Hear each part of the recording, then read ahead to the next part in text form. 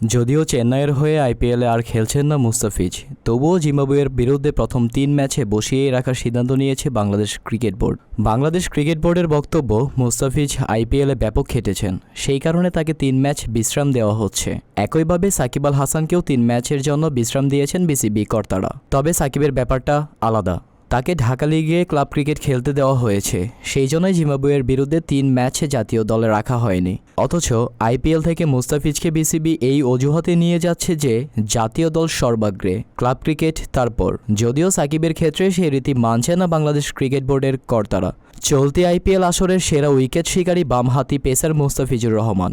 2রা মে তাকে বাংলাদেশ ফিরতে হবে। 1 মে তিনি এবারের আইপিএলের শেষ ম্যাচ খেলবেন। মুস্তাফিজের ব্যাপারে বিসিবির নির্বাচক কমিটির সদস্য হান্নান সরকার জানিয়েছেন, শারীরিক এবং মানসিকভাবে মুস্তাফিজকে সুস্থভাবে ফিরে পেতেই ওকে 3টে ম্যাচ বিশ্রাম দেওয়া হয়েছে। আইপিএলের পাশাপাশি মুস্তাফিজ শ্রীলঙ্কার বিরুদ্ধে টি-20 সিরিজে খেলেছে।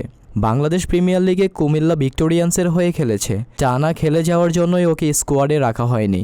আমাদের নির্বাচক কমিটির প্রধান মুস্তাফিজের সঙ্গে কথা বলেছিলেন, ও নিজেই 3টে ম্যাচ বিশ্রাম চেয়েছে। জিম্বাবুয়ের বিরুদ্ধে শেষ 2টি টি-20 ম্যাচে আমরা ওকে দলে রাখছি।